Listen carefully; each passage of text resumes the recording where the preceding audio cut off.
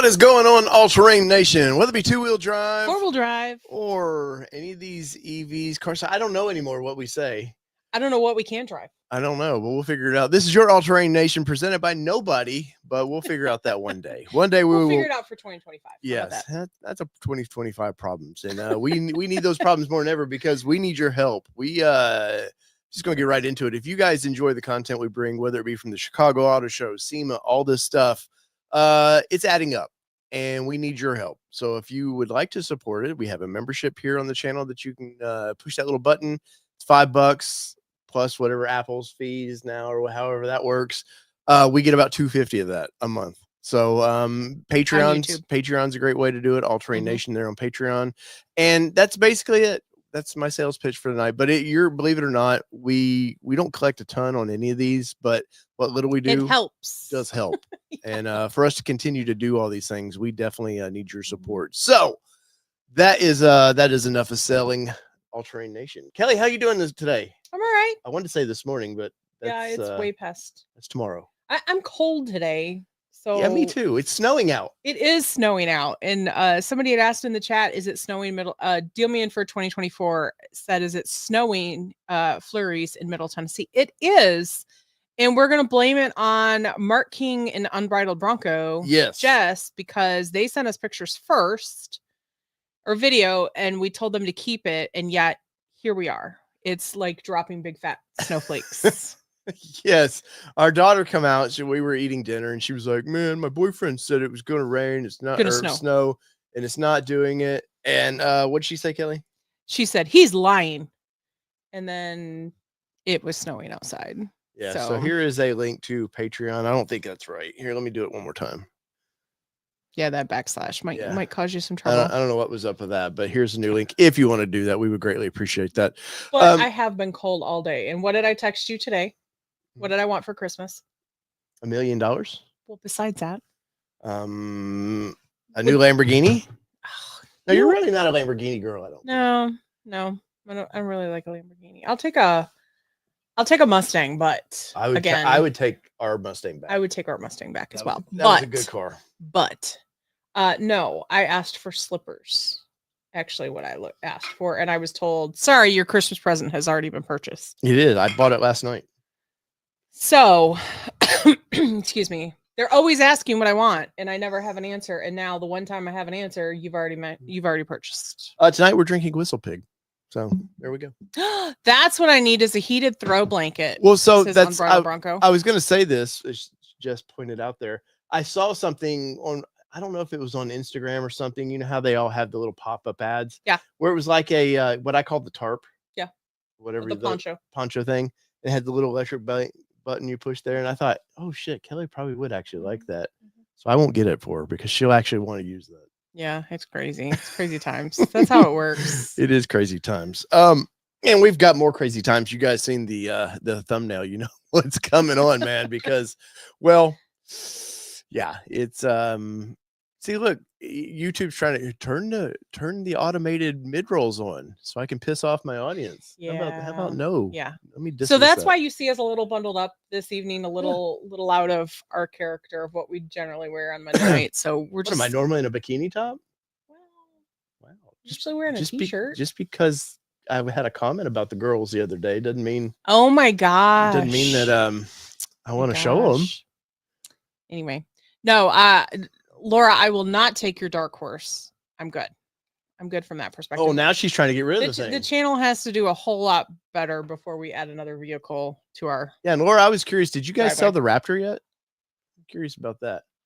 But you know, my day, a little cold out, 20 degrees today. And he works outside. It did warm up though. Somebody said you got a haircut. I did get a haircut. But I still have long hair on top. Well, the 4 hairs I have, they're long. It's not as long as it was though. Is it not? No, it's nowhere near. No. Yeah, I'm in my Fall Out Boy stage. Let's just dance. 100% Douglas Blair, 1 million subscribers. Yes. Yeah. Then we both could quit our day jobs. Well, if we could get 100,000, I would be quitting definitely. I said we both could quit our day jobs. You could go to part-time at 100,000. Wow, could I? Yeah. Would you let me? I would allow that. Wow. You Man let make me. fire, man tell woman what Wow. to do. Okay. All right. But yeah, so it was a little cold out. If you guys don't know, right now, currently, till sometime this week or next week, I lose my company vehicle, and I've in a 2022 Ram Rebel. Yeah. And It's pretty nice. I've told Kelly many times that I would own this truck in a heartbeat. It's true. I would definitely, if it were more current, I would definitely maybe look at a Ram for a long-term review vehicle. Yeah. A truck in our life would be great. We do miss the Ranger. Even that Raptor part of it, I do miss. But we're currently trying to be responsible and down to one vehicle right now. Though I posted up the other day of like in the community pages here where we had 3 cars in the driveway. We had 3 Fords in the driveway, and there was the Mustang, your Bronco, and the Ranger Raptor. And wow, I miss that driveway a lot. I miss the driveway for the beauty of it, but I don't miss the payment of the driveway. I don't miss that part of it. Yeah, no, that was a very expensive payment. Yeah, and let me tell you, the channel doesn't fund any of those cars in reality. No. It used to make a car payment, right? Yes. So that's how well we do. We used to actually make 1 car payment. And when I got aggressive and thought we would get rid of the Mustang quicker than we did, we thought, oh, we'll trade it in. And it was getting the car there to trade it in really is what didn't work out about that. And probably knowing now, if we would have just traded it in, it probably would have been somewhat of a better deal for us. What traded what in? The Mustang when we got the Raptor. Yep. But yeah, so definitely kind of I've how memories pop up in your social medias, and I seen that pop up and I was like, damn it, man, so the Mustang we bought and we've said this many times, but the Mustang bought for Kelly because you had always wanted a Mustang. Yep. I think you really liked the car, but you were too scared to enjoy the car.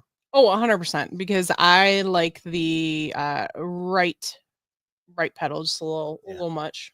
But I, who didn't think I mean, I like speed, don't get me wrong, but I just thought, well, it's a Mustang, I've driven Mustangs, Camaros, like they're fun, but having the access to that on the weekends was so much. I see why people have weekend little sports cars, like a little, maybe a Miata or something like that they can just leave in their garage, and when they want to enjoy it, just go enjoy it. And that's how that car was. If it would have been in the garage, like we could have kept it in the garage, it may have stuck around longer. And ideally, because I look at our analytics, our metrics on the channel, between the Ranger Raptor and that, if we could have kept those 2, those were money makers for the channel. And of course, we have to move on. And Bronco seems to be like a mainstay for us because we enjoy that vehicle. Yep. Off-roading, we love the community especially. So that's kind of keeps us in Bronco. But ideally, right now, if I could have had my dream, it would have been the truck and the car. Yeah. Even though we couldn't use the car in the winter. Last winter, once the pavement, because we had summer tires on it, once the pavement hit about 75 degrees, forget it. There was no traction on those tires at all. But I digress. You guys have heard this quite a bit, but I was kind of feeling sentimental about that, which like that had to surprise you, the Mustang, me loving that car so much. Oh, 100%. So, well, I say 100%, but really it's more like a 70-30 for me, because it's a sports car, it's a muscle car, and it'll go. Yeah. And so I'm not 100% surprised that you loved that, being in the driveway and being able to drive it, because you'd take it off on Saturday mornings before everybody else woke up and you just drive. Yeah. And so I think what was surprising for me is that I wasn't as, let me go take it. And well, for one, you don't wake up till 9 to 10 on a weekend. Like you enjoy sleeping in because you get up fairly early during the week. And by 10 o'clock, the roads that you would want to take it on, they're getting busy. Yeah. And not that I was unsafe, but you want to get into it just a little bit, and you don't want when there's cars out there. So yeah. So that was a little bit, that was a surprise for me, is that I wasn't let me take the Mustang everywhere I go. I think part of it is it was so pretty to me. I didn't want it to get ruined. And so that's part of why I didn't like taking it places, because in the Bronco, I can pretty much park anywhere and I'm not worried about somebody dinging my door or whatever. Oh, that car definitely, even though it's not an expensive car, really. No, but it was so pretty, and yeah. it was perfection, really. I think we perfectly, especially when Allie said, "Hey, add the performance," Yeah.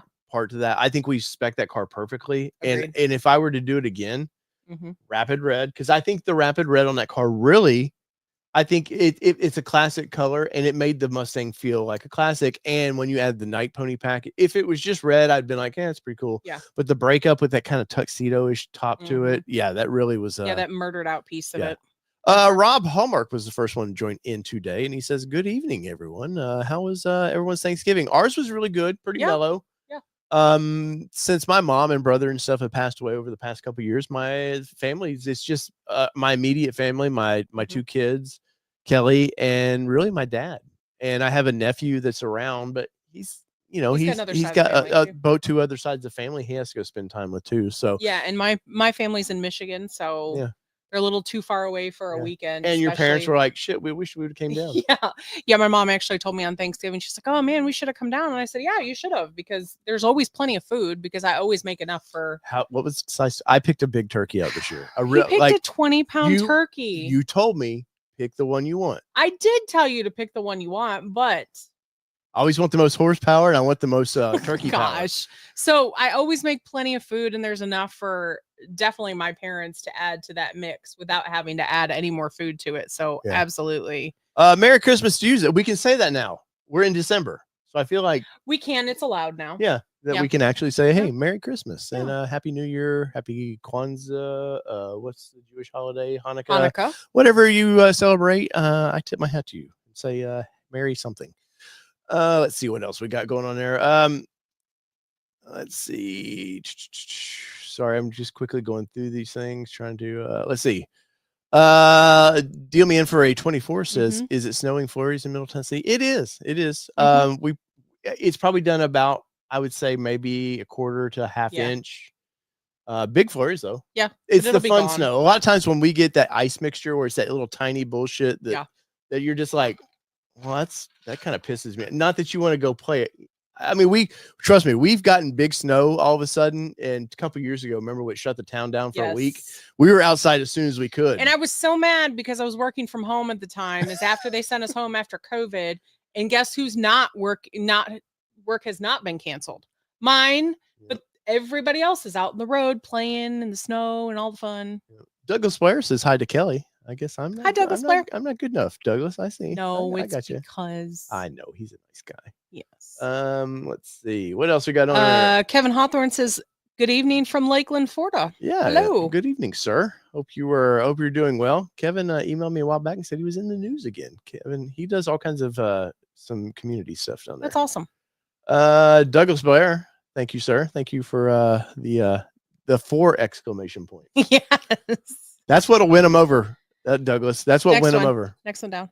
Yes, absolutely. And the like button helps too. Believe it or not. So last week's episode, I'll get into this, and it's not cry for Dave and Kelly here, but you guys didn't watch last week's episode. You may have in those that are here tonight, but nobody else did. I thought that might be a fun episode. We brought Jess and Mark in because they both really deeply like to research stuff, and they're in the back end of like really helping us with the show now and getting us prepped. But I thought, they're helping us be a little more professional. I'm trying to. They're trying to. B teams out there are really trying to help. But I thought, man, this is going to be a fun show because everybody likes deals, especially car deals, Black Friday deals. They go hand in hand. And yet, Kelly, 270 views. Yeah. Like that for this show is awful. Now, in the heyday of Bronco, we would do a couple thousand views pretty easy. So you can see why we've transitioned to like wanting to talk about everything. But yeah, I was like, well, that, we love talking on Monday nights to you guys, but it was almost financially, it was like, I could have went and wasted ammo at a shooting range or something. Wow. Like that would have been like the money that we made there. What else we got going on there, Kelly? Ford Video Guy says hello. Cheers, Tim. Welcome. Somebody said Mr. King should sponsor the show. Yeah, Mark definitely does a lot for the channel. Mark is a major Patreon supporter, and trust me, and he's the top tier on membership already. So Mark is very generous to us and has become a good friend to the channel and to us in general. And Mark and Jess flew themselves to Yes. SEMA to be there with us and all of that. So there is definitely a whole lot more that goes into what Mark and Jess do behind the scenes. Well, Jess now she's a social media personality Yes. and an influencer. We've come to find out because she works with who was that? What's Rhino? Rhino. Yeah. So she's a brand ambassador for them. Yeah. So she's technically an influencer. So Stop it. she's gonna kill me. She is gonna kill you. So yeah, so just so you know, there's a lot kind of going on behind. See, she told you to I stop it. saw. There's a lot going on behind the scenes that we're trying to bring you guys better content and things like that. And so just know that there's some stuff in the works. So stick around, stay tuned with us. We're continuing to work on it. And Yes, we made Dave's letting other people influence too. well, we've made the last big studio purchase. I'll show you guys. I'm gonna put it on Instagram. So if you have Instagram, you can always minimize this. But so I'm gonna put this on Instagram, Kelly, so they can see we have a lot of inches there now, and I'm just gonna leave it at that. But because we were having a hard time, we're getting old. I'm 50 now. I couldn't see. I had a little 36-inch monitor, and well, for those that aren't quite 50 yet, I'm telling you right now, as soon as he hit 50, it's like a switch flipped into his. Back in my day, well, that's what happens by law. It's not by law. No, it happens. It only happened when you turn the age. There's an email that came through. If for your eyes only email, it's called AARP. Yeah, shows up in the dang. That did happen too. You're welcome. At least you got it this time, and you earned it. For those that don't know, when I turned 35, this one over here, the jerk face that he is, signed me up for AARP. And I didn't know that he had signed me up for AARP. I just started getting all the hearing aid crap and all the old people stuff. No offense if you get all that stuff too. But yeah. And 6 months later, he tells me, yeah, I did that. Yeah, that was me. That was me. Hey, man. You gotta have tough skin in my family. Like we've always razzed our kids pretty good. And I want to have tough skin in life. So, and including the wife, you gotta be ready for anything. Okay. Hey, Jack Evans, welcome in, sir. Yes, sir. Howdy, Jack from Florida. My friend that's the Masters. Yeah.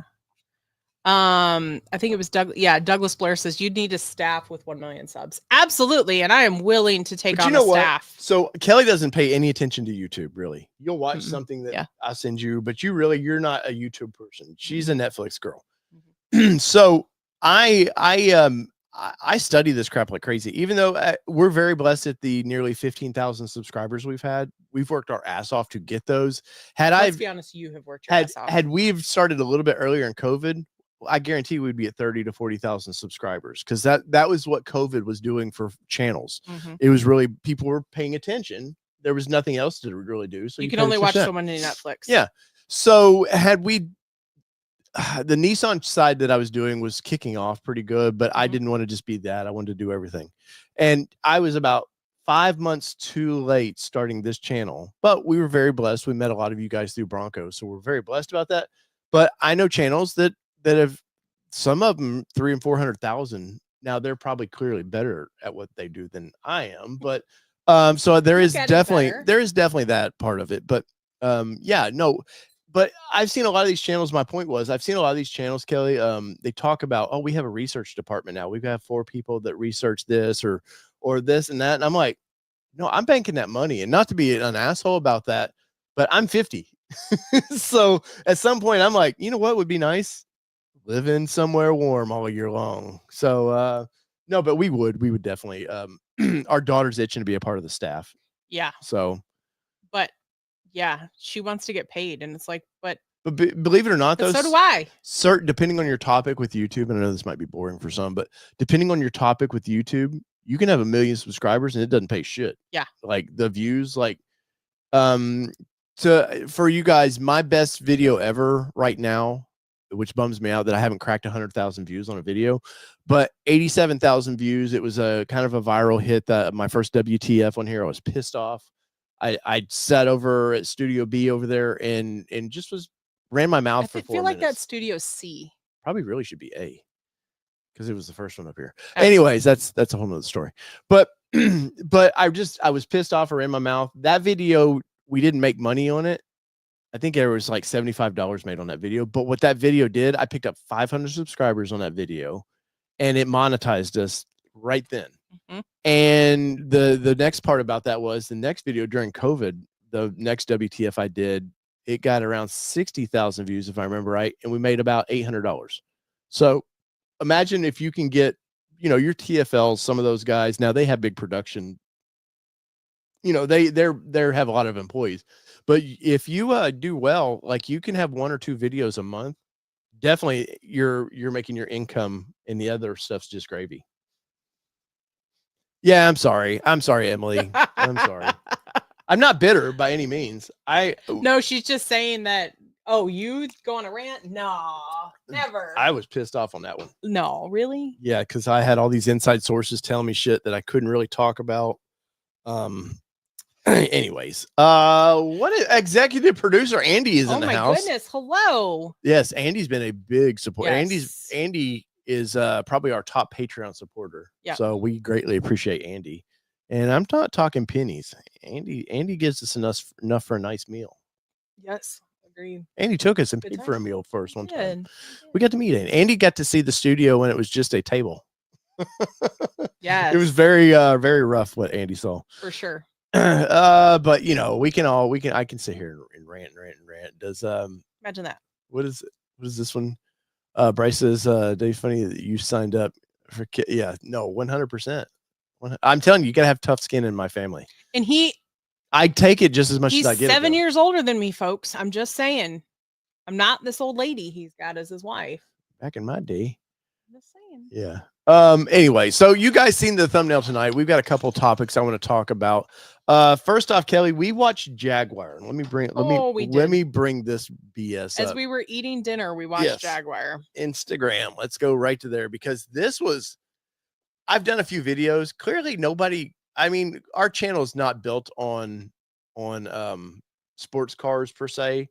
We do well with we've done well with the Z, and we've done well with some Corvette stuff, but as a whole, we're not a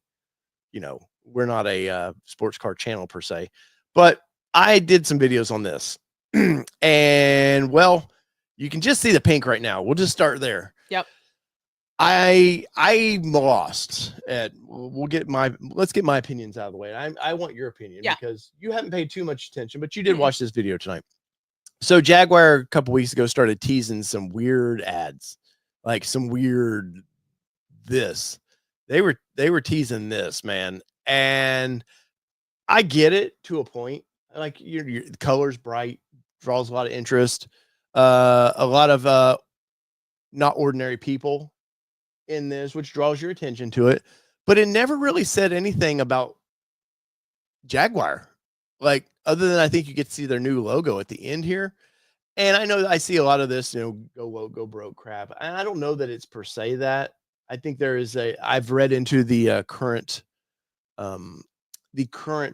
guy in charge of it, and he's definitely he's on team support everybody thing, which whatever, man. You're not in my house. I can't affect you. You can't affect me. But the ad was a little strange. And so I did a video on it, and like I said, nobody watched that video.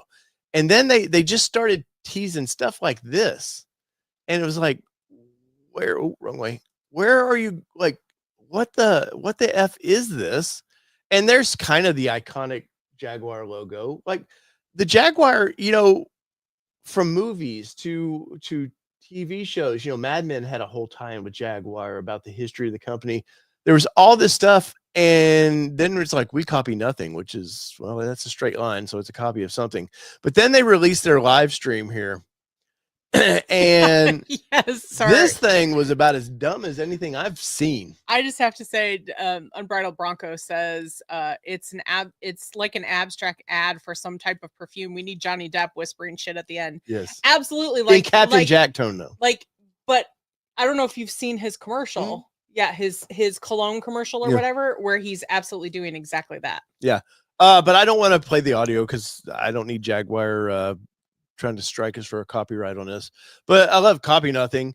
in the keynote of this, he kept talking about we're not copying anything, but then and we can't rely on our history. But then what did he say, Kelly? He starts talking about the history and how we're using this, and yeah, and that this has come from this, or it's inspired by this, or it's inspired by that, and in all of that. So yeah, so it definitely was. That was actually the commentary that Dave and I were saying as we were watching this video live, is actually exactly that. It was like we took the pink from the Miami inspired the sunset, because it's nothing like blue, nothing other. And well, it's in Miami, so it is like that, right? And then the blue was like from the original, or one of the original Jaguars back in the 60s. Nobody's liked my comment yet. But yeah, so that, and then they released the cars, and the cars are interesting. I'm not going to say they're not interesting, because they are interesting to me. Just like the Cybertruck, at no point does that hit the road. These are pure concepts. But Dave, he said, anybody who knows me knows I'm not going to put a concept out unless I expect it to hit the road. Well, they need mirrors and stuff like that. Well, obviously it's, it is a concept, but their hope is to get as close to that as possible when they hit it. But once they start doing all the aerodynamics and want to put 1,000 horsepower in this thing, well, that's when EV horse. This is strictly EVs. I'm just saying they said 1,000 horsepower. Right, so when they start putting all of that in there, that's where we're going to kind of see where it really hits the mark. But yeah, and it's like I told you, we are too normal for these this ad and all that. I think we are definitely not the demographic of what Jaguar is looking for. Oh, I did my video today on it, because these pictures. Can I finish my statement? I'm sorry. Go ahead. Jaguar is looking for the people that have too much money, and they're looking at art and going, man, I can see this, this, and this. More, I don't want to say educated, because I don't think we're stupid, but I just think there's a different type. I'm dumb. Well, but I did today's video in my suspenders for a reason. I wanted that kind of country redneck dumbass looking at this like what the hell's that, man? But no, I mean, if you look at this thing and go, okay, like I see it, but the top of this car in the blue photo right here, that looks like the Nissan, the GTR. That's all GTR-ish look. And I know there's been some mention of BMW-ish, which is another thing. Of Moto Man, a friend of ours down there, he was covering this, and he made fun of this in his Facebook post that he did about it. It was like, you're talking about copying nothing, but I've seen this concept in BMW. I've seen this concept in this. Like, it's not original. But if this were to, I will say this, if it does make it to market, and they're 2 years away, that's the next thing, is they shut the plants down. They're not building any cars right now, and they don't schedule to build this for another 2 years. Yeah, you talk about how does your stock like that? I don't know, but I feel like, and this was, I think Moto Man had talked about this, friend George. I think that he was dead on of like, hey, if this had been 3 years ago, you made a splash, because the EVs were all the rage 3 years ago. Cybertruck was about to come out, or we thought was, F-150 Lightning coming out. You had a lot of interesting EVs popping out. I think in 3 years, I think we realized real quick. I think normal drivers realized real quick, maybe EV doesn't work for me just yet. It's cool.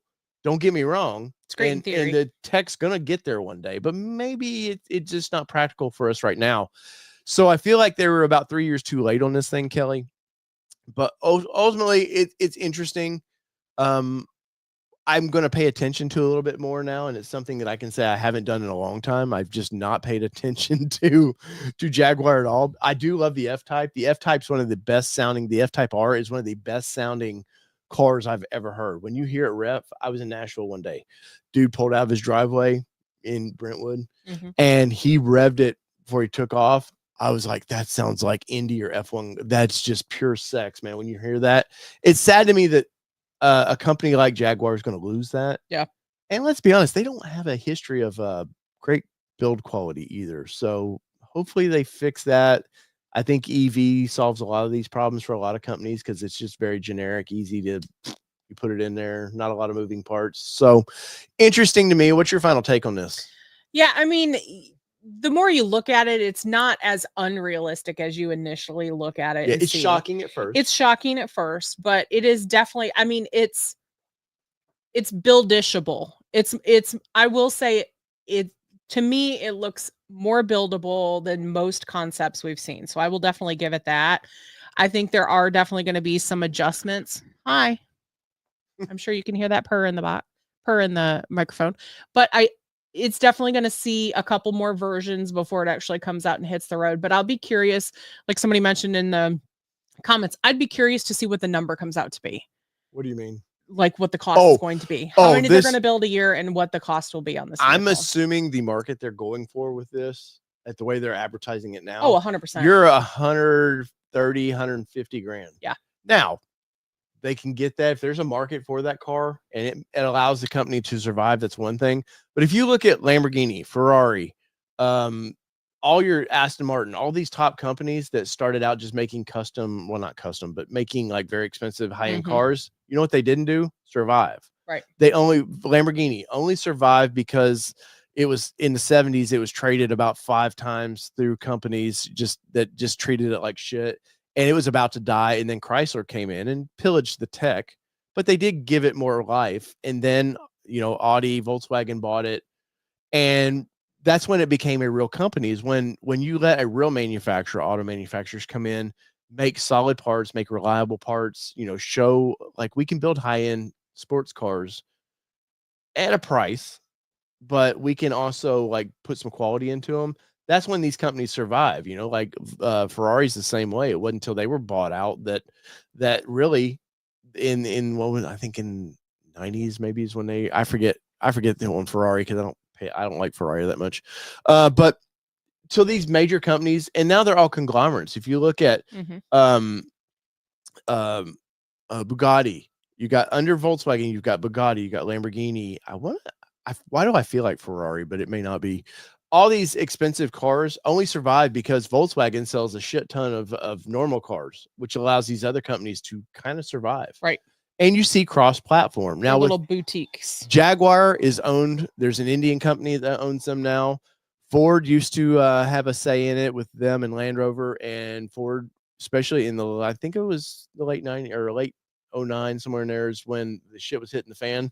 They very wisely started dumping companies, and very happy about that for Ford. They got to pillage the tech and moved on. Now, when GM gets a hold of a company like this, they pillage the tech, and then for whatever reason, they set the company on fire. And much like, what's the Swedish car company? Shit, they ruined it. Just in the man, you got cat hair all over you, girl. But they just ruined it, and they killed like Holden in Australia, ruined Holden, and just don't give a shit. So if Jaguar can survive this and get their price that they want for these cars, because they're going to have to be expensive because they're not going to sell a ton of them. Good for them.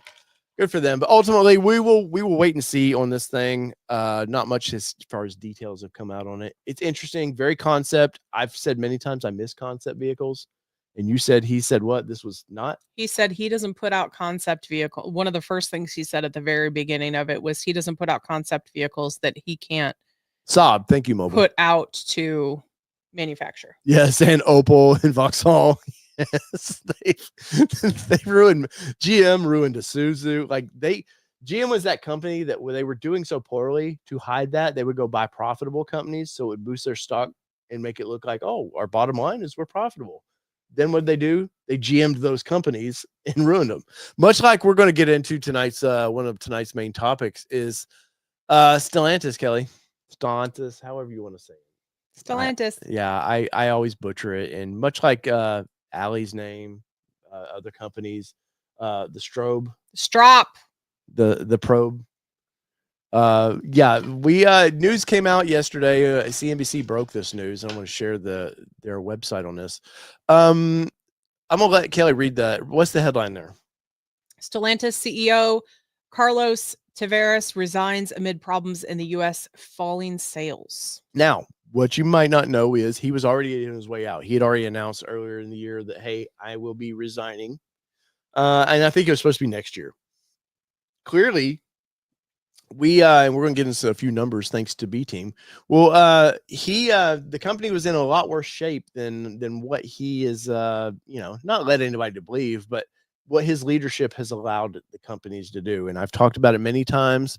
Stellantis, we have friends that work for the company, especially Dodge Ram, who we really like. They've been behind us very nicely for what we do. They've been supporters of the channel. And so I don't say this like insultingly, but it's a mega turd company. It's all these companies, like I said with GM, it's all these companies that were sort of failing that just kept combining, and suddenly they own Ram and Jeep, which were the profitable companies. But the company's been in trouble. And we're going to get into Nissan in a little bit, but there's word that, hey, Nissan is going to be 12 months, could be out of business. They won't be out of business. Trust me. Somebody will buy them, but they're in trouble. And I think it's not in these articles, but I think Stellantis is in just as much trouble because they've not updated anything. We own Jeep. Gladiator was a good vehicle. Didn't wow the world as far as tech or anything, but it was an honest vehicle. The Wrangler, same way. Doesn't it? And I don't think it's supposed to. I think the Wrangler's intent is just be a badass little truck. Let the tech and stuff. That's who cares.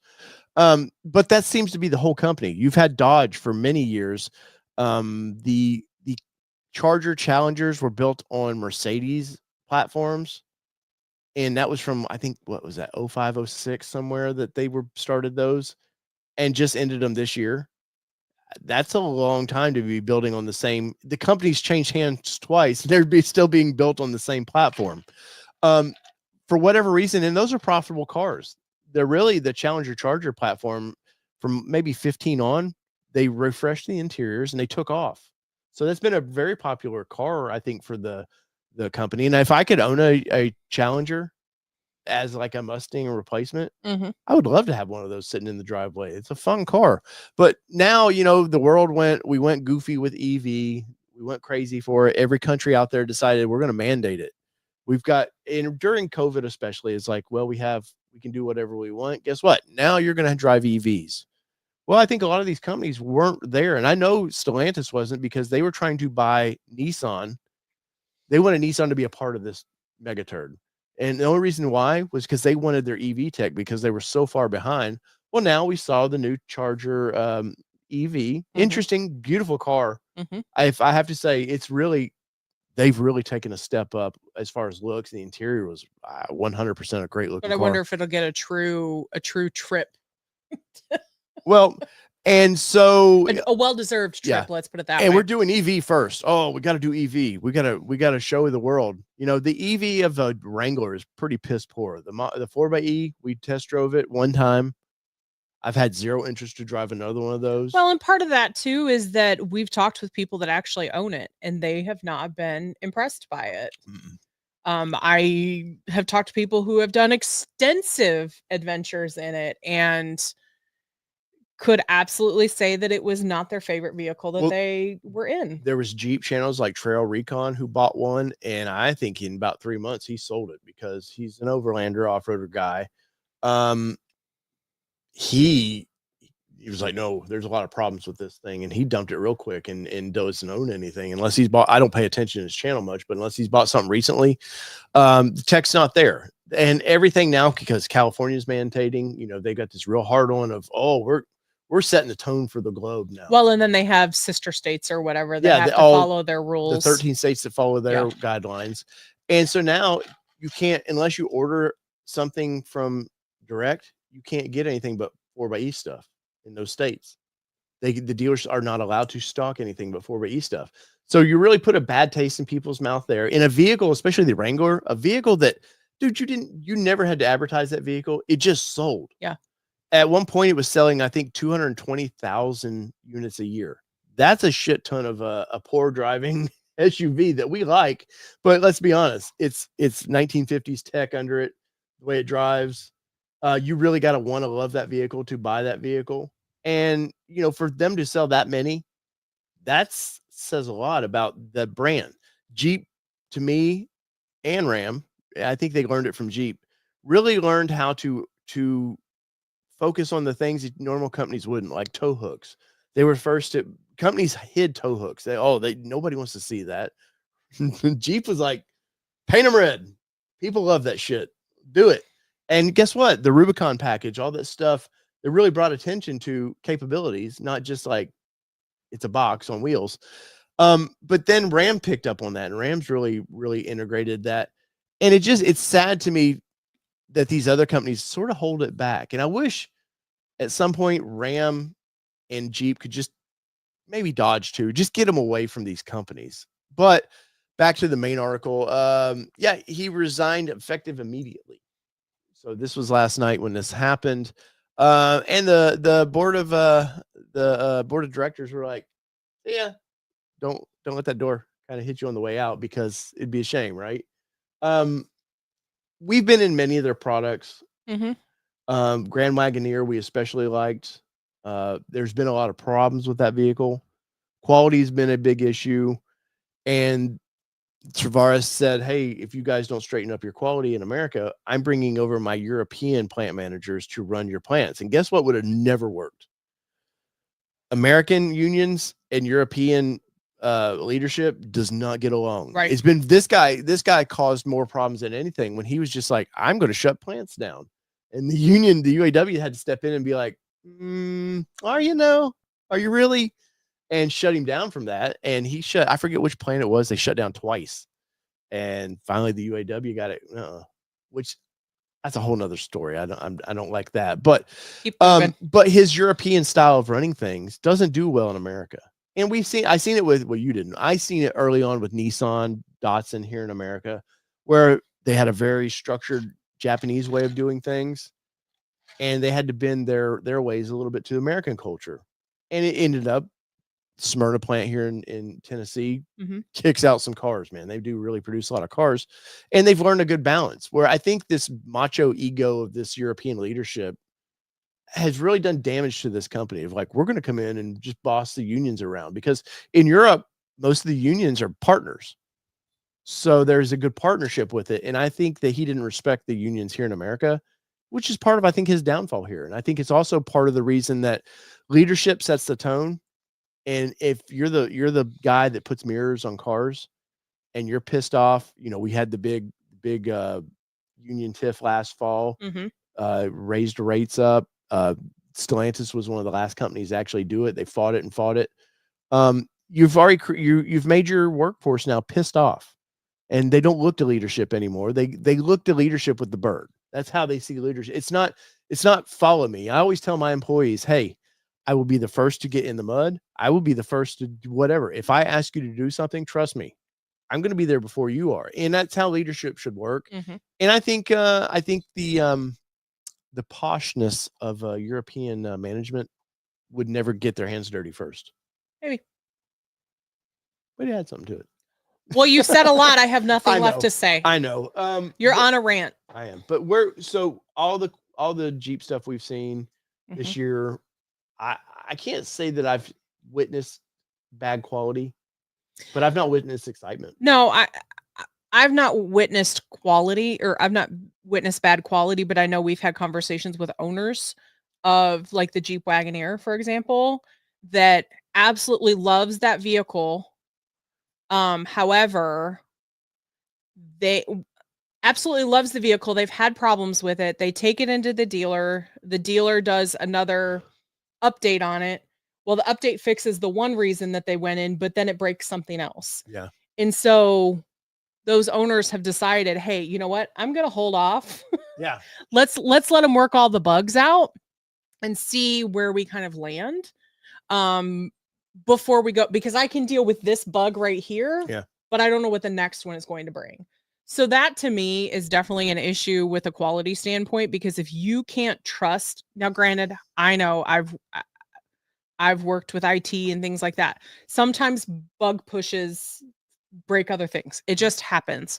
But the amount of times that this particular owner has had their vehicle in the shop, yeah, and to know that they're just going to go ahead and ride out whatever issue they have right now, that's an issue. But they love their Wagoneer. Yeah. So it's like people are willing to take some give and takes with that. But then there's also going to be people that are going to say, hey, I paid $100,000 for this thing. I shouldn't have to worry about when I take it into the dealer. Yeah, those are expensive. So that's kind of an issue. So definitely feel like you need to fix your issues before you start expecting your ramp up of vehicles to go ahead and continue to grow. So what do you think, like core stuff that Jeep does? Wrangler, Gladiator, to a lesser extent, the Grand Wagoneer and some of that stuff. The under Gladiator, really, they've been a very miss. The Cherokee, when they brought it back, sold okay for a little bit, and then they just killed it off. It wasn't selling well. I haven't seen anything with the Jeep brand really that Stellantis has brought to the table. It's all been under FCA stuff. Gladiator, that was an FCA product that in the middle of it's when 21's when Stellantis takes over.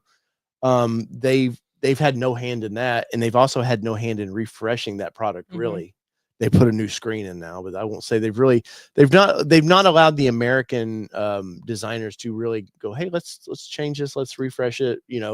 Jeep in general with the Wrangler has had about 10 years is what you get out of one. I think they're going to have to start refreshing that maybe every 7 years. We can't go so long. There's new blood in this, there's a new shark in town with the not just the Bronco, but with the Grenadier. There's new exciting off-road vehicles out there. Something Jeep hasn't had to deal with in a long time. And Mark brought this into the news that the first half of 2024, Ram sold 179,526 trucks. Now that's a lot of trucks. First half. So think first 6 months of 2024, which shows core audience trucks. And that's all trucks. That's not just the 1500s, but that's nearly a 20% drop from the same time last year. Yeah, it's a 19.5% drop from the same time frame in 2023. Right. Now, you could always go interest rates. Yep. But within the past year, they've been pretty steady at where they're at. I'll say it really wasn't. It was about 22s when all of a sudden they took a jump. So you can't really blame it too much on interest rates, even though I do think interest rates are hurting. I think it's had the industry right now. Impact on it. Yeah. But when you drop 20%, and I have one in my driveway, I would buy that truck in a heartbeat. The TRX was a bad mother effer, man. Like that was a great answer under FCA. Remember, that's not Stellantis. That was under the other company. Great vehicle to challenge the Raptor. Now I get emissions, EV, all the ways we got to change. What do? Oh, we're going to call it the RHO now and put the Hurricane engine in, which means you've done time in that engine. Good engine. I have no complaints about it, but it's not it's not a super truck engine to me is what I think the Raptor are. And I think what the TRX was about. And you've watered this down, and maybe they go, okay, we just want to take on the regular Raptor. Cool. I understand that. But you know what they did? They basically just left the same fucking truck, man. It's like, oh, cool. Let's just throw the engine in it. Now, we were at the press launch of this. We understand there's more to it than that.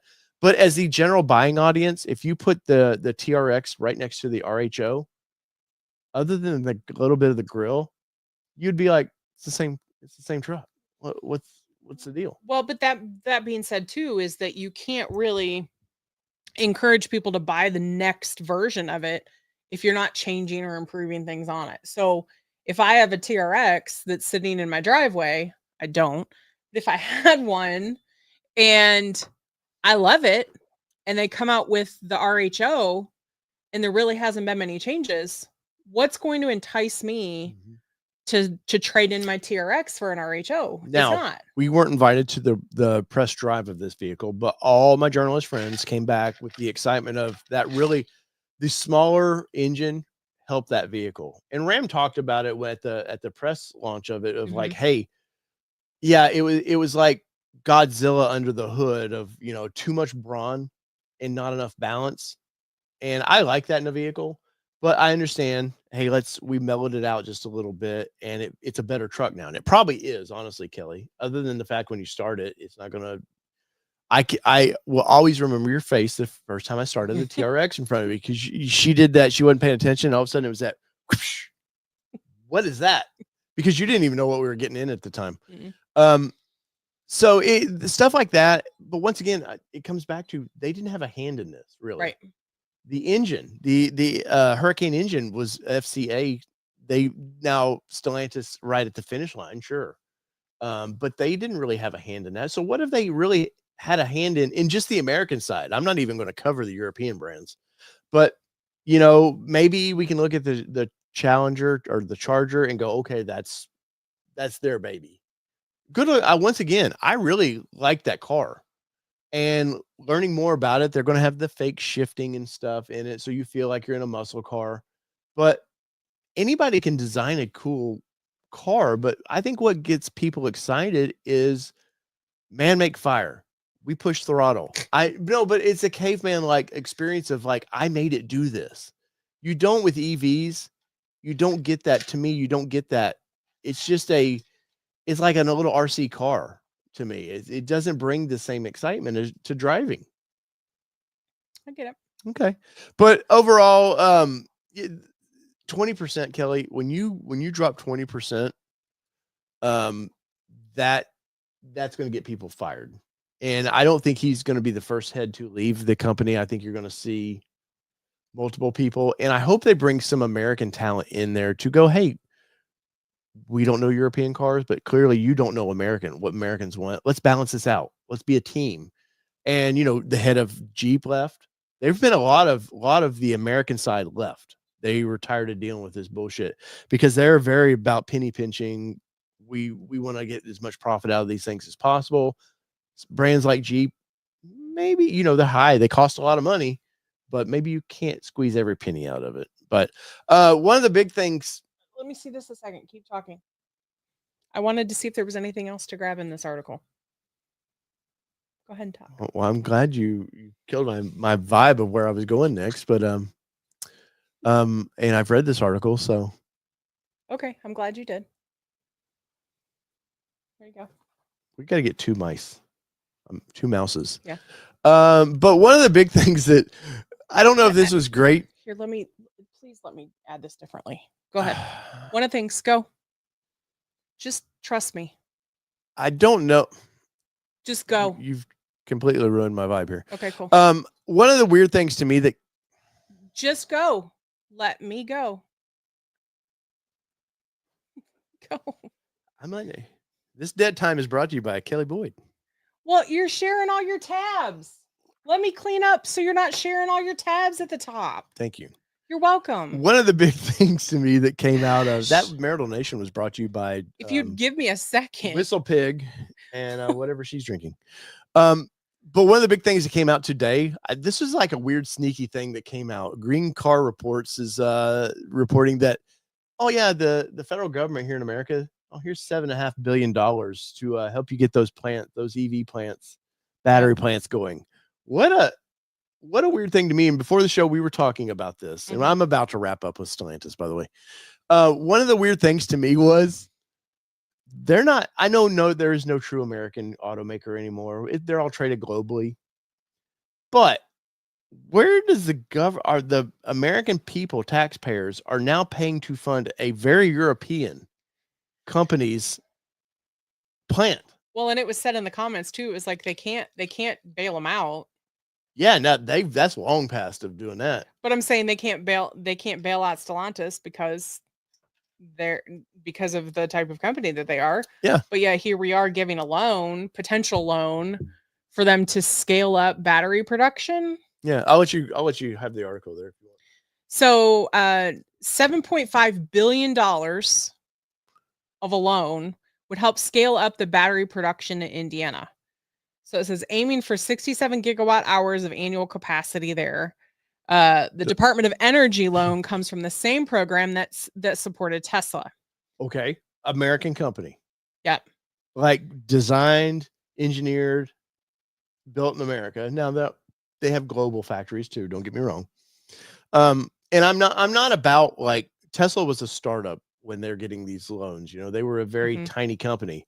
This is a whole nother. Guess what you do? If you need to fund this, maybe you sell off one of those turd companies. Maybe you sell off a few of those turd companies and to make you a stronger company. I'm so tired of, I don't care what side politically you're on. I'm so tired of our federal government bailing out everybody in the goddamn world. Like that's, I said it earlier.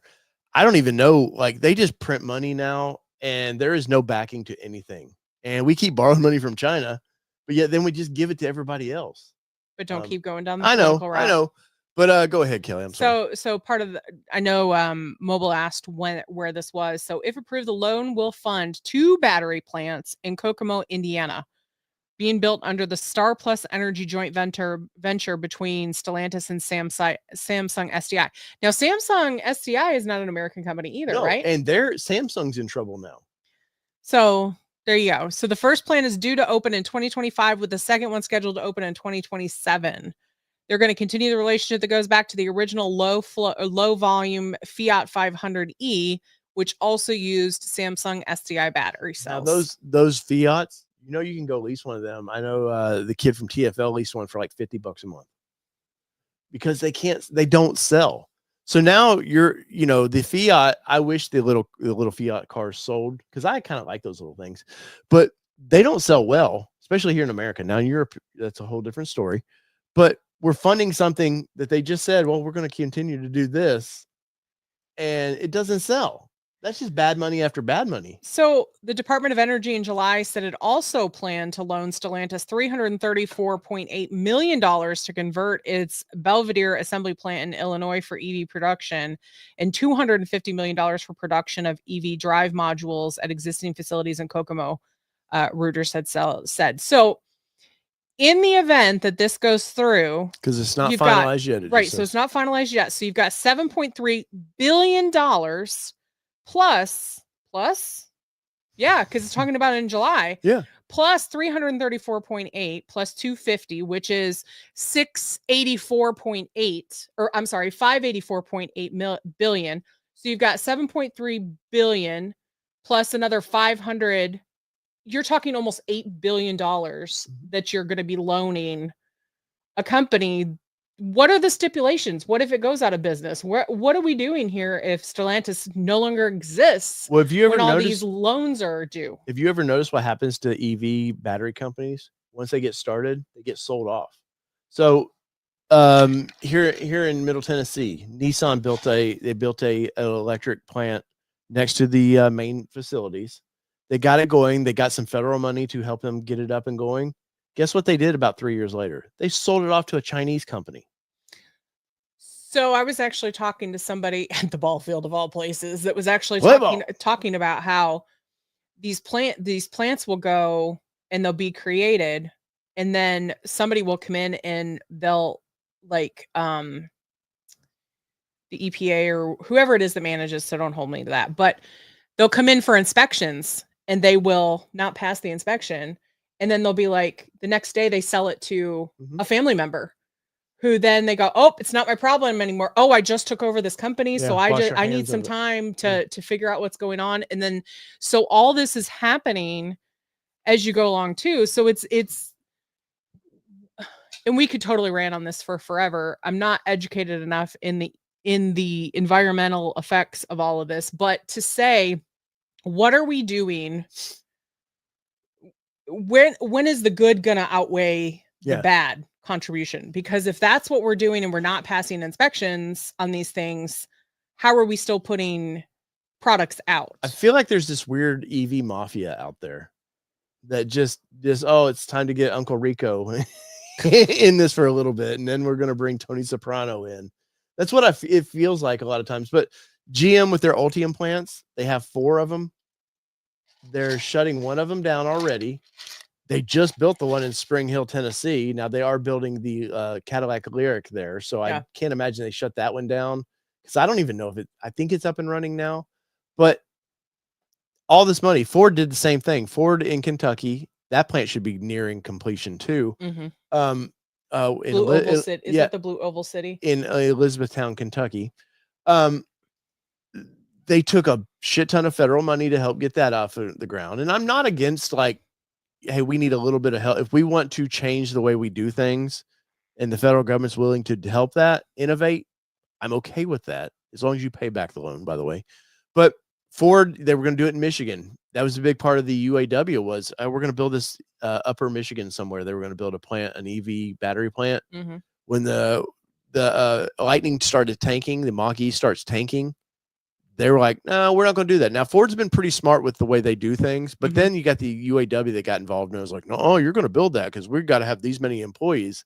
So there's been a slight battle to that I think Ford's like, okay, we're going to build a smaller something there. But when Ford can't make it work right now, GM can't make it work right now. Now you've got the third tier company, which Stellantis is like the third biggest because of the conglomerate they are. They're the third biggest auto manufacturer now out there. Can't make it work. And you've had Toyota for years going, we're good. We'll just play with the EV tech, but we're not going to. They went hybrid since like what 2000, 2001 is when the little hybrid came out, the little ugly thing. But that's kind of where in high school. I know that's where they were playing around. Let's sort of play with that tech, but not go full in.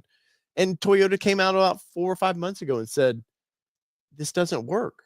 Now they're going to have EVs because basically they're mandated to. Right.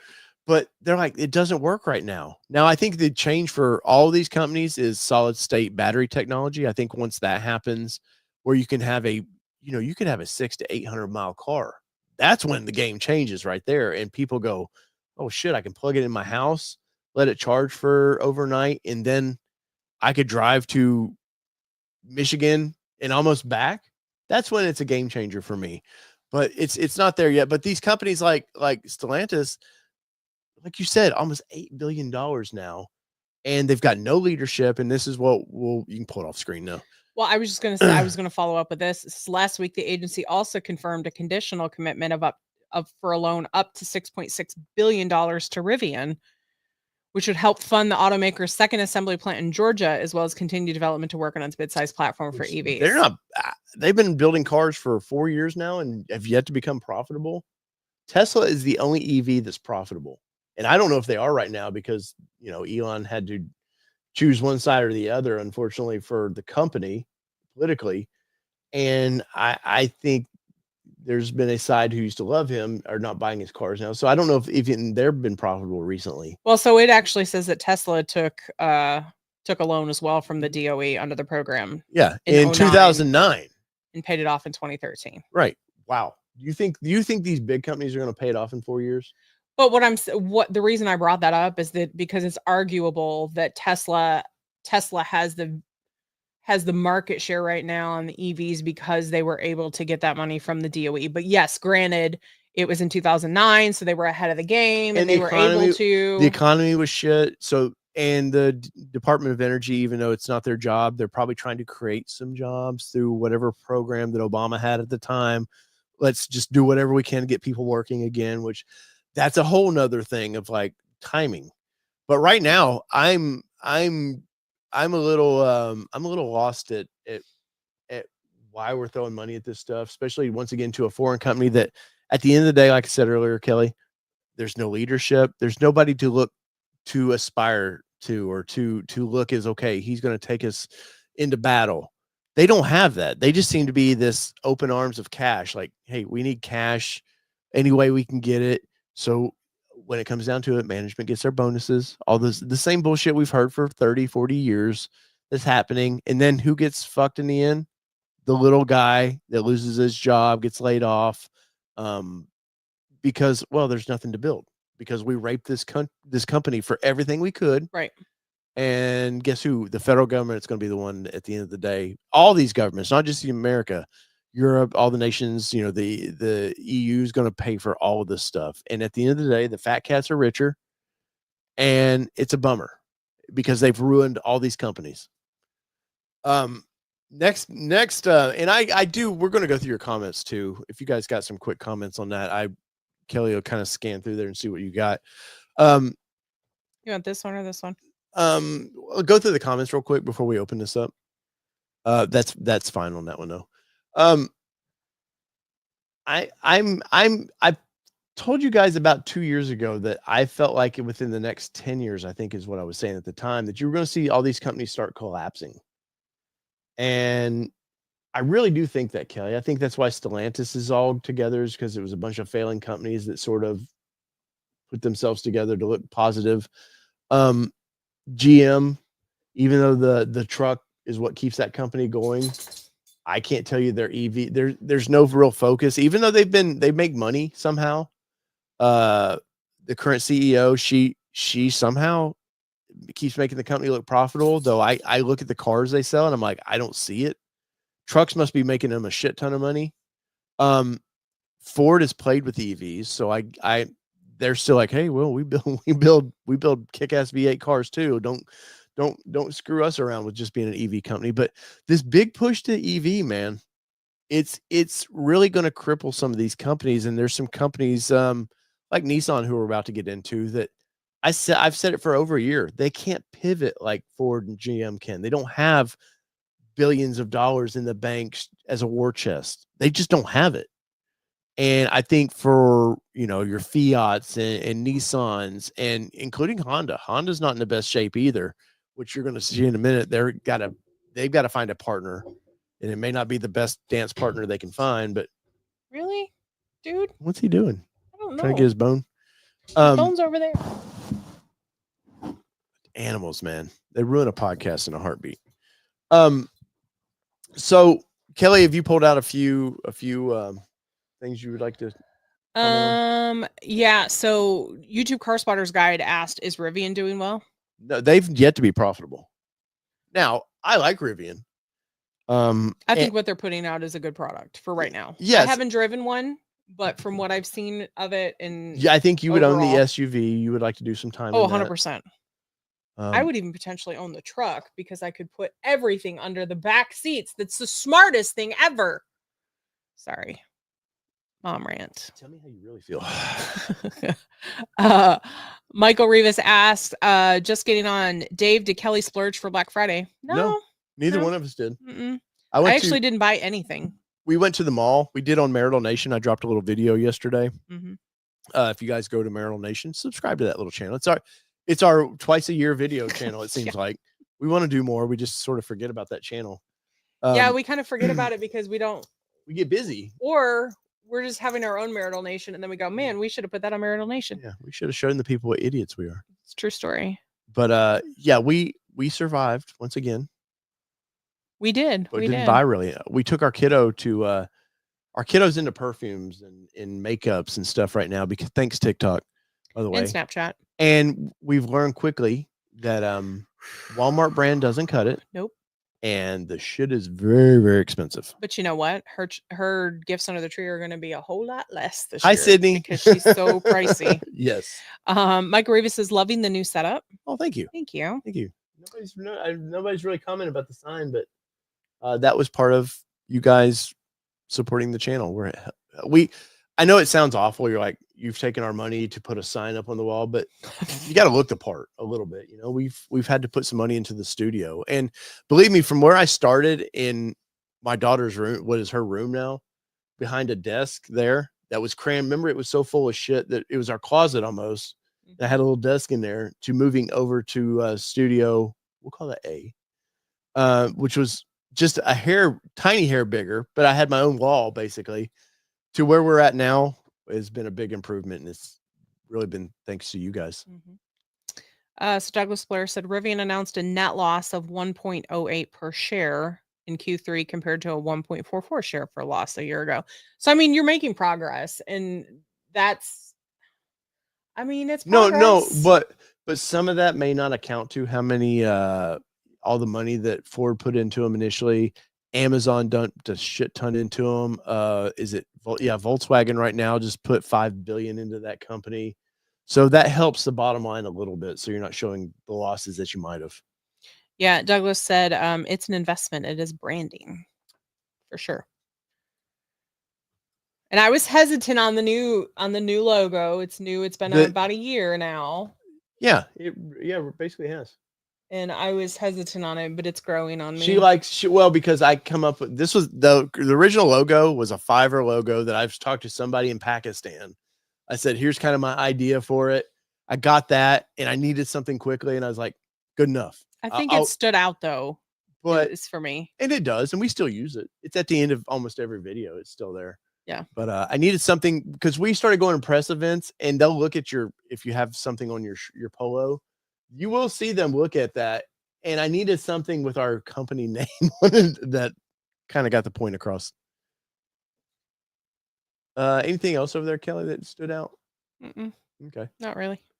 Well, Just kind of agreeing. yeah. Speaking of standing out, if you've been with me for a long time, you used to know I talk Nissan exclusively. And it came out last week that they've never said who or how the source of this, but some Nissan execs said we are 12 to 18 months from folding. Now they won't fold. For one, Japan will come in and either take it over or somehow. But the Japanese are very prideful of these companies. These are very pride companies to them. They're proud of this stuff. But Toyota's partnered with a lot of brands really, but the biggest one would be Subaru. They need build partners. We need like with the Xterra and the Frontier, they were cross platform buddies. Right. You need those to sell cars, and they didn't. When you're doing it all on your own, you just don't have that.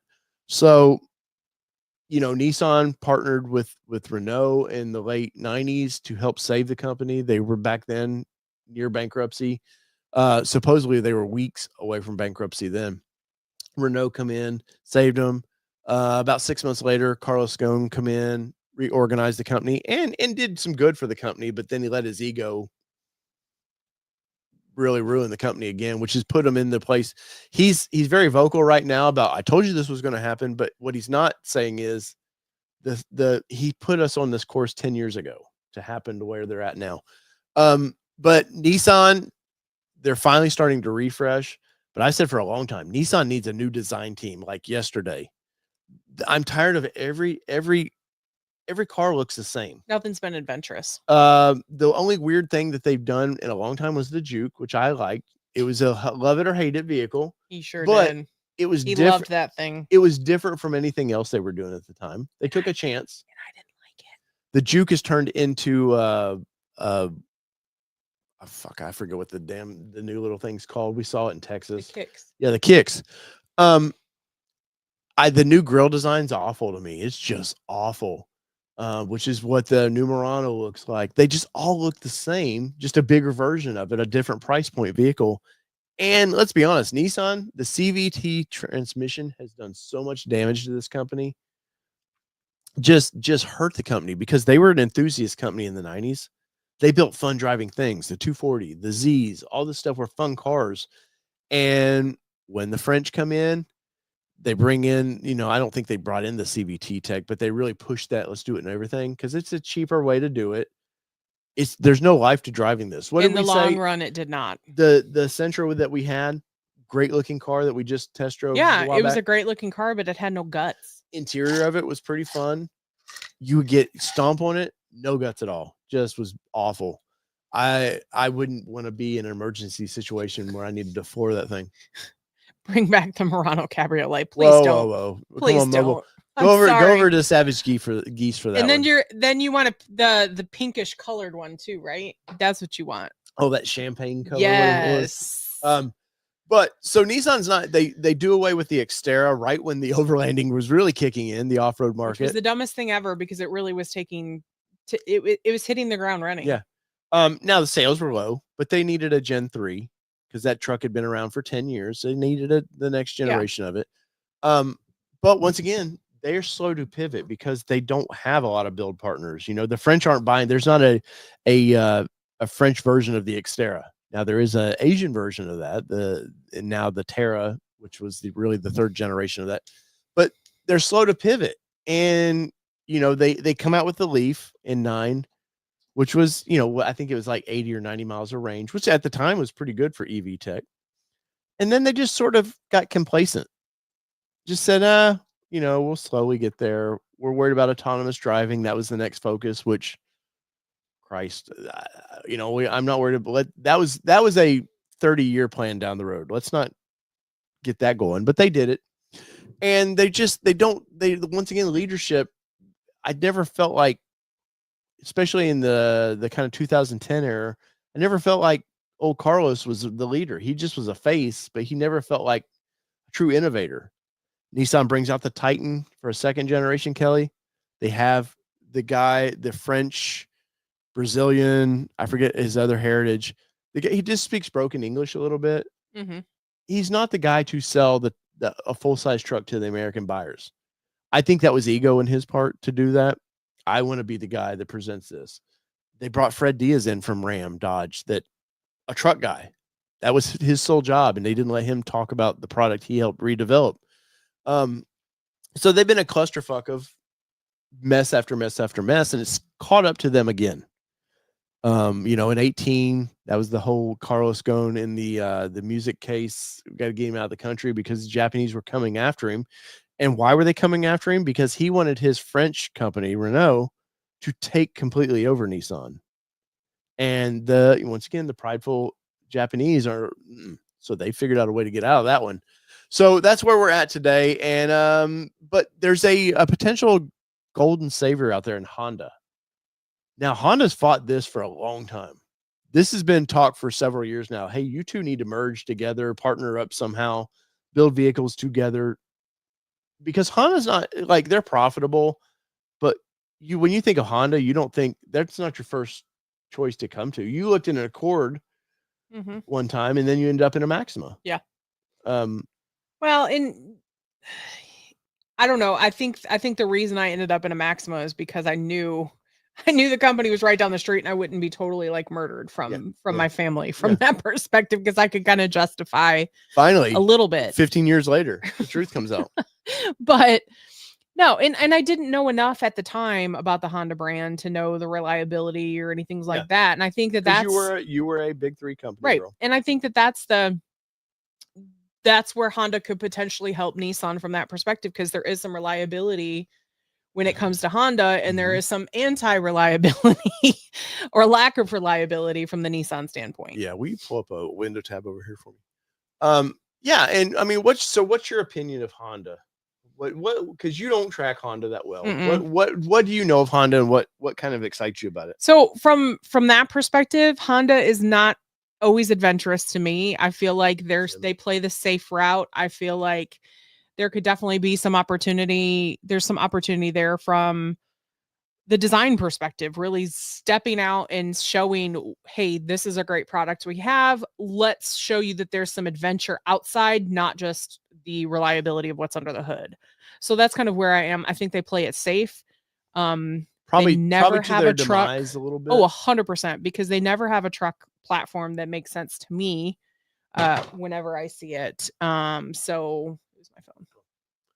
So that's kind of where I am. Yeah, There's not there. You've either got a fun little race car, or you've got grandpa's wagon. Like that's where I feel like it is. Yeah, no, I'm definitely with you on that.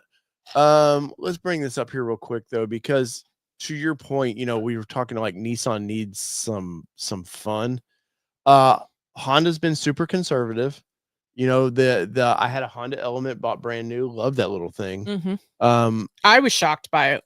Yeah, and so was Backstreet Boy. Brian Luttrell he enjoyed my little Honda Element. Whatever, has been guy. But wow. But so here's the 26 Passport, Kelly, and that for Honda is very rugged looking. Yeah, I'm shocked. Now, this is the first time I'm seeing it. Yeah. So now imagine Nissan having to get to play around with this chassis a little bit, like because Nissan does know, they used to know off-road vehicles. Yes. I don't know where they're at right now, but this is a complete independent front and rear suspension vehicle. But could you imagine a next generation Xterra or something just playing around with this? This reminds me a lot though of the the Jeep Renegade. No, what's the SUV? Sorry, my brain is not working tonight. Not the Xterra, the Pathfinder. The front end of this thing gives you the vibes of the old Pathfinders a little bit. And I think Pathfinder needs to get away from soccer mom looking, kind of not minivan, but not SUV, whatever you want to call that now, and into more something like this, or you bring back the Xterra. But if Nissan brings back an Xterra, it's got to be a solid axle rear vehicle. It's got to have the chops. where this one looks like it's got the chops and might be fun, but I want to test drive this. And I've reached out to our Honda rep. Hey, we want this as soon as we can get into it. But companies like Nissan, they're going to have to partner with Honda. They're just going to have to. There's no ifs, ands, or buts about it. And really, Honda's over there going, you know what? We get to say. It used to be Nissan had to say, and we were going to bully you around. Now Honda really has to say, because Honda's also in a place where Apple screwed them around because Apple wanted to build a car at one time and was really pushing Honda. They had this weird thing going. Sony, the same way. For whatever reason, Sony wants to build a car. Have no freaking idea why. Well, they did computers. Why not build a car? Sure, that makes sense. But Honda keeps getting sort of like the bridesmaid. You know, always the bridesmaid, never the bride. Uh-huh. And I think with Nissan now, Nissan would help Honda open the door to a lot of things. EV tech, which Honda doesn't have a ton of. Honda may be more hybrid tech for them, which could help Nissan out. Because Nissan, I didn't realize it. Nissan has no hybrids. Like they need to jump into that market. They partnered with Toyota and Altimas it was weird. We would build them at the plant and they all went to California. These weird hybrids. It was using the, whatever Toyota calls their EV drive. It was using that system. But yeah, you would see them at the plant. But Nissan, getting kind of back to them, they're in a pinch, Kelly. Wrong button. Let's pull this article up here. And if you're listening, I apologize, but we're going to talk some numbers here real quick. So Kelly, this is their revenues right now. And I really need this in US dollars, but we'll that's for the China group. Yeah. Chinese group. All right, B team. What are you doing to me here? Let me read it. Here, we'll close it. I did. Here, I'll let you have this as well. I'll let you pull up the numbers. I've been a fanboy of Nissan for a long time. Some of my favorite cars from the 90s were the 240s and stuff. They were cheap, affordable cars that were fun. A lot of potential where you could upgrade them down the road. Even the current Z, which is not a complete refresh, but it was fun to drive. You got to drive it, manual transmission car. Just they need some excitement again, and they can't afford to bring the excitement now. They've teased many times the Xterra is coming back. They've teased some of the new cars that are bringing in. They're killing off Altima. They just killed off Maxima last year. A Sentra, Note, Fit, or Note, whatever. Oh, God dang, I can't talk tonight. The little tiny cars gone away. Like they're killing everything except Sentra as far as a sedan. Because the cars aren't profitable. You know, they're volume cars, not profitability cars. But nothing US dollars, it looks like. But as far as I don't want to see Nissan fail, because in my hometown here, they're so big. They're good for the community. They've been good partners for the community. They do a lot, whether it's the naming rights to the football stadium, which that's not that big, but it's nice to have some pride. Like, oh, they're built here. Their headquarters are here. Nissan just sold off a big chunk of Mitsubishi because they can't afford that company. They can't afford to be a part of it, which is kind of funny because 2 years ago, I believe they brought the headquarters to Mitsubishi to Franklin, and it's right next to HQ for Nissan. So how would you like to be this company that was like told, oh, you got to move over here now, and then you almost get control of yourself again, and you're like, shit, now I'm stuck here. So some interesting stuff there. So we do have some numbers, but I'll let you read this off. Nothing we can share. We don't have the financials in US dollars. So Nissan's US sales for the first quarter of 2024 were, sorry folks if you're listening to the numbers, 252,735 units, which is a 7.2% increase from the previous year. So which last year they were profitable. So, but it's an increase from the previous year. For the second quarter, the sales were 236,721 units, which is a 3.1% decrease from the year. So made some increase in the beginning, saw some decrease towards the end. And then the third for the third quarter, we're starting to still trend down because the sales were 212,068 units, which is a 2.2% decrease from the previous year. So we had one sort of successful quarter. Yeah. And then we've seen a decrease. We've lost it all, basically. We're down 5 percentage points, basically. So we're still up 2. Yeah. But that's not a lot. And last year, like I said, they were profitable last year. I forget like how many billions they were profitable. And I've seen a lot of people. I'm in some group chats for employees because I was an employee. And they're all like, where'd that money go? And you're like, just because you were profitable one year doesn't mean that you've got to either put some money back. Once again, like I was bitching about Stellantis, about the EV tech, Nissan's in a hole with that. They're trying to fund all this stuff, and you're talking billions and billions. I bet to be an EV to change over, you're talking $50 to $80 billion to bring an EV car, new tech and everything to market. Yeah, so, I don't know what the number would be, but yeah, there's got to be operating capital to go ahead and roll into your next project and things like that. You don't just say, "Ooh, I've got all this money and I'm going to go ahead and just get." And granted, a lot of that money goes to the CEO at the end of the year for their bonuses and things like that, which that's a whole nother soapbox we could get on and talk about.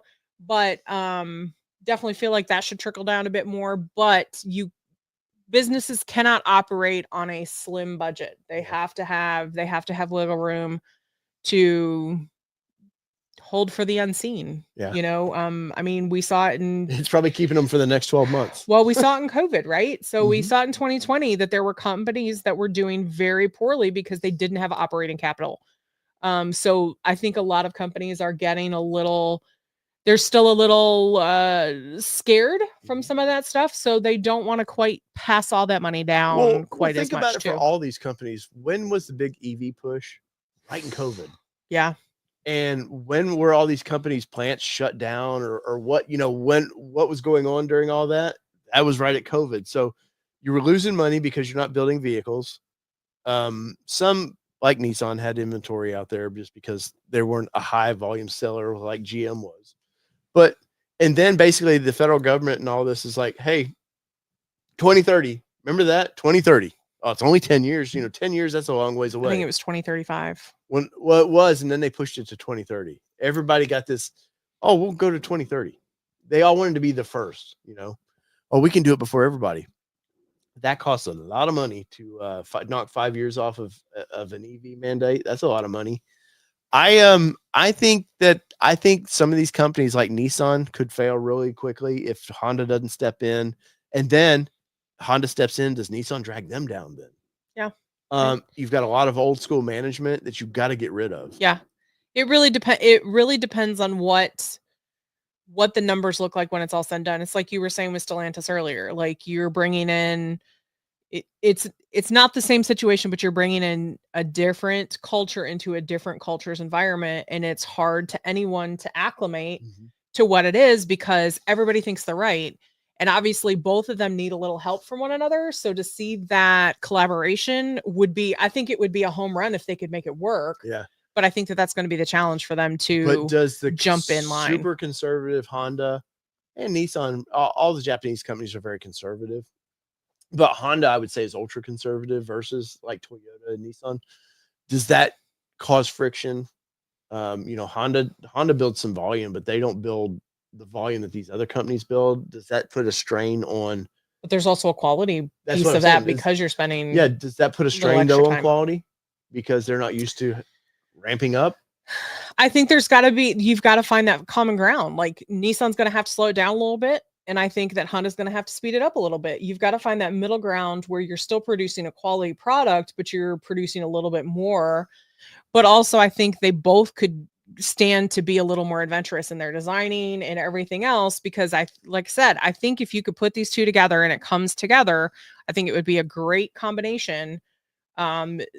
Let's see what it does. I'd love to see some more reliability in the Nissan brand because I know we used to have a driveway full of Nissans. Like, yeah, I like supporting the local guy, and I'm an underdog guy. Yeah, don't get me wrong.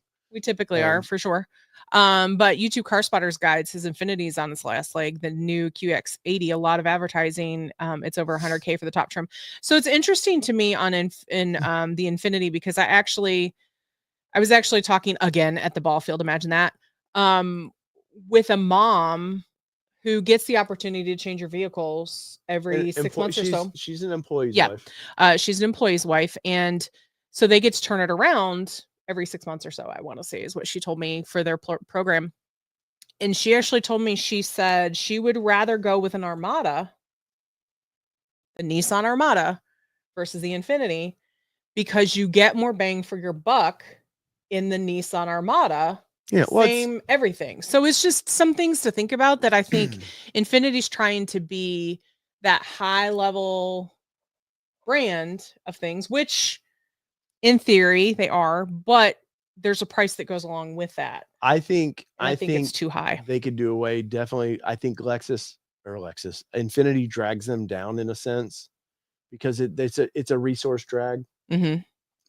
They make some beautiful cars. Don't get me wrong. I love the new QX80. I think it's a good looking vehicle. Oh, 100%. But at the end of the day, you price point that you're going to be $110,000 for one of them things now. And when you get in it, they are stepping up the quality. You used to get in like the older Armadas, the one last generation you liked. Mm-hmm. You got in it, you definitely like it felt like a nice vehicle, but there was definitely where you're like, there's some cheap plasticky feeling parts. And it used to be the same way in the Infinity version. There was some stuff you're just like, versus Cadillac, who you're going against, right? Because Lexus doesn't really build a full size vehicle like that, so they're not battling, their Japanese partner there or their Japanese family member there. You're going after Cadillac, or you're going after the higher end Mercedes stuff. And now Nissan, I think, has finally realized, because we saw it in the new Armada. They have stepped the interiors 100%. It needed it badly. Have you put that out? Yeah. Okay. So yeah, if you haven't checked out that video, you definitely need to, because it's shocking to me how nice the new Armada is. Mm-hmm. For what it is. And it's a twin turbo V6, something Nissan should have done like 10 years ago. It's the engine that probably would have saved the Titan, but alas, it didn't. I'm hoping that these reports about Nissan are wrong. Generally this stuff comes out. It's probably not going to be wrong, but no, it's typically later than it's already hit the wall. Would Nissan be the first company that I would not like to see, but would imagine fails and goes away? Probably not. But it could be, it sounds like. I think there's some of the European brands could definitely do that. Volkswagen's in trouble again. Volkswagen may be forced to sell off some of their high-end pieces to help keep them afloat.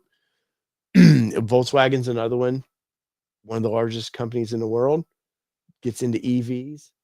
Suddenly they're not profitable anymore. It's volume. You got to sell volumes. Jettas, they sell a shit ton of Jettas. If you're being forced to do EV version that people aren't buying, your company's in trouble. And with Nissan, that could be a problem. Stellantis, we got the Ram Rev. If we ever actually see that, somebody had commented on our videos. I remember we put a deposit down, the $100 deposit on a Ram Rev. And you were supposed to get updates. I think that was this time last year when we did that. I've yet to get the first email from them saying, hey, here's what's coming up. We were promised what part of what you were paying for was, hey, we're going to keep you guys ahead of the game of what's going on. The news updates. Yeah. And somebody commented about it, and I didn't realize it till they made the comment. I was like, yeah, shit, I hadn't heard anything about that in a long time. But what could be like good for these though? The generator technology that the Ram Rev has and that the Scout is trying to do, that might be the key to some of this EV problems too. Yeah. The Cube was a fun little car. Yeah, YouTube car spotter. I've been looking, if I could find one. I need a little beater around the house, and if I could find one for about $1,500, not 5,100 miles on the thing, but within reason, I would own that. When I was looking for a car a few years ago, it was the Juke I wanted, the Cube, or I can't remember, maybe a Subaru or something like that. I ended up with a Juke. And would buy that car in a heartbeat again too. A lot of fun. It doesn't exist anymore, sir. I would buy used. Okay. If I'm paying a low price under $5,000. Unfortunately, his Juke was in an accident and totaled about 3 weeks after we sold it to the poor kid. Yeah, and if you're ever curious about that, that is on this channel or the Nissan Nation Productions channel, I did a whole build of the Juke. So let us know in the comments if there's anything else you want to, because we're gonna wrap it up. But I do want to. I've got a couple starred comments that I'm gonna go ahead and bring up, for us to kind of wrap up this evening. Ford Mustang Hot Wheels says, I've got 3 Fords in my driveway as well. 2013 Mustang GT Ooh, Supercharged, funky. 2017 Focus RS, and just picked up my ordered 2024 Ranger Raptor in Shelter Green. So you've got a beautiful driveway as well. I've been looking at a couple Focus RSs or the Fiesta RS. I want a little hot hatch. Those things are going to be beat up. I just want a hot hatch, man. And something that can be paid for in the driveway that we just. What he's saying is he wants something that I won't drive. Yeah, I want a project car, basically. I hadn't had one in a while. Rob Hallmark asks, have you taken the Bronco Raptor off-road yet? Sadly, no. Does the Target parking lot I'm just kidding. Totally kidding. We were trying. So we had a small window in October when we could go. And it didn't work out. And then it's been holidays now. And I know that sounds like excuses, but between the travel we were in Vegas. And then our daughter. Oh, and remember my trips, I lost $10,000 last year on the channel. Yeah. It's been a little tough this year to get to do anything fun. Yeah. Yeah. But we plan to. We definitely will get it off road. We just haven't. But we also, with that being said, though, is we do have to plan accordingly our trails as well, because the Raptor is a white girl. She's a white girl. She's a little thick. Yeah. So I was trying to talk Kelly into some advanced fiberglass fenders. Don't beat me up for that. I need the fenders. But they make you don't need the fenders. They make a 4-inch fender, which would narrow it up a little bit and give us some wheel poke again. That would help us on those trails. Alcione Ford says, did you do donuts in the Bronco Raptor yet? We have not. We haven't had anything to do donuts in. Wouldn't you like to know? No, we already said no. We race it around town a lot. Yeah. But no, once again, Laura, I wish I had the time right now. If this was a full-time job, trust me, I'm at Windrock every other weekend testing stuff. I'm getting to put the fun in. I will say I did put the extra horsepower to work. I don't know if I've told you all this, but I told you this, but a couple weeks ago our daughter and I were driving home. No, I don't think I've told them. Driving home. Wait. What did you do? You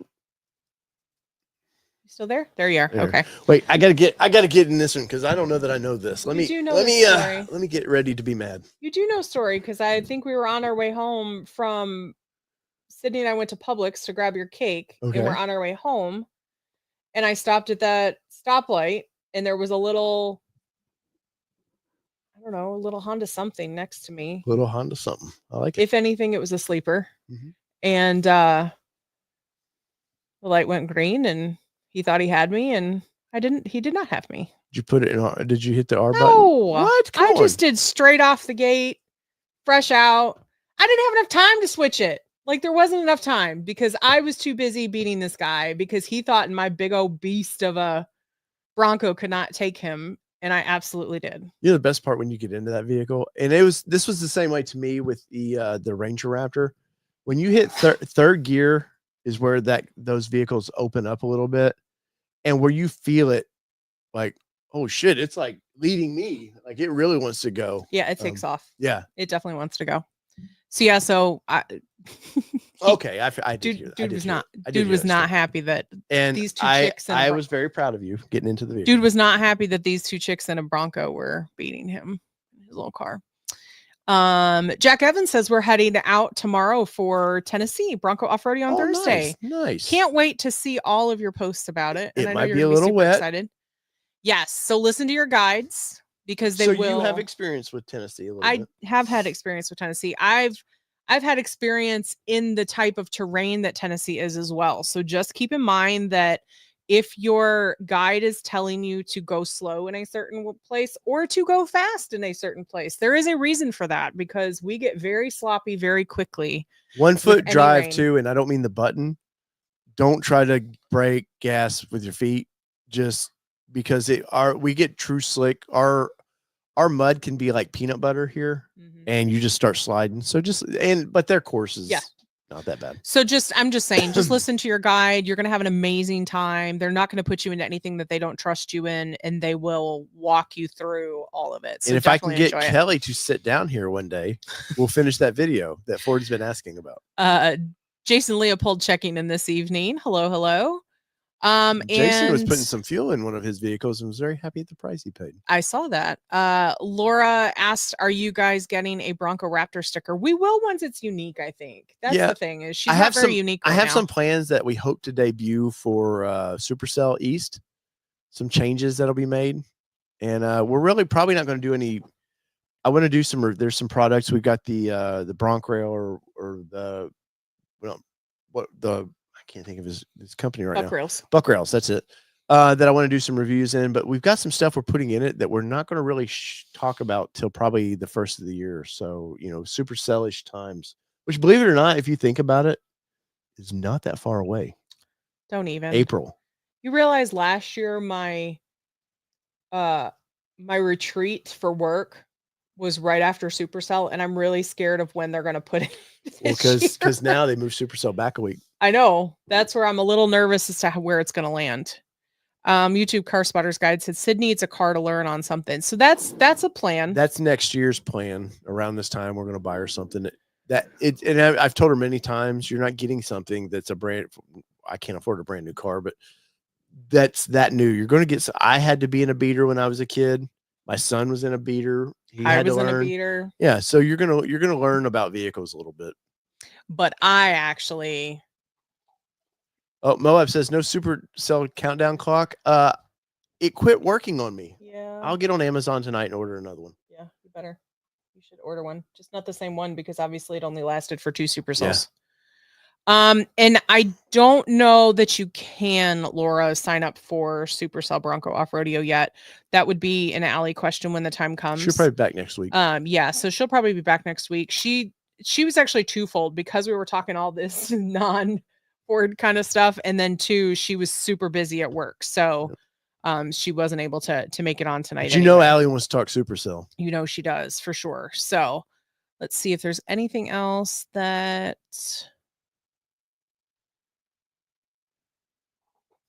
I will say this about the Bronco Raptor fuel economy, awful, and I love every minute of it. 100%, it's awful. We have to fill up once a week. Yeah, and we don't drive anywhere. And we literally only I take our daughter to school in the morning, so I drive to school, home, and then I drive to school, home, picking her up, and then we might go grab dinner or something, and then we might drive a little bit on the weekend, but that's it. Yeah. We fill up once a week. I'm assuming you're talking about the Stellantis Nissan news. I think it's just all of it. Yes, no, but guy, yeah, no, this is not either company. This news does not help their situations.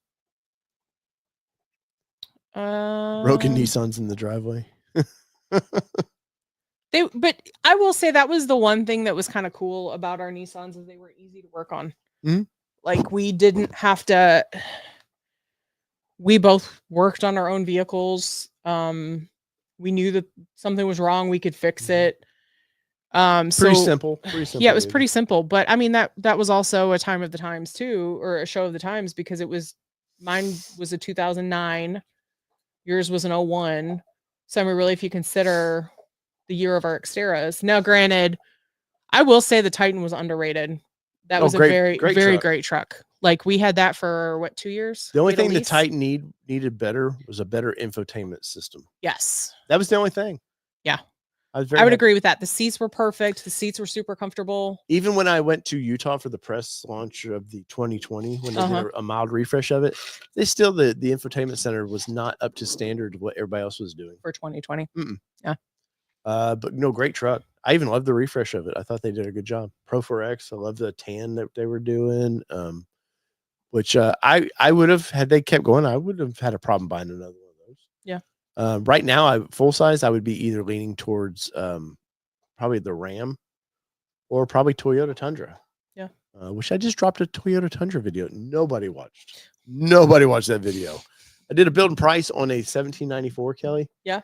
And because we've been in that trim, I like that trim quite a bit. I liked it in the Sequoia.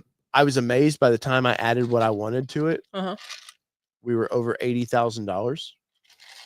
And then I got to look in because the TRD Pro is usually the more expensive for off-road stuff.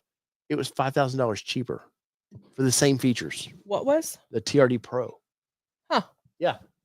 Was not expecting that one. Because of the 1794 package? The leather and all that. Yeah, I think so. So 5,000? Well, because I think I put a 3-inch lift from the factory on it, which the Pro comes with. Yeah, and you get some TRD off-road features with some of the off-road stuff I added to it. But yeah, it was stupid expensive.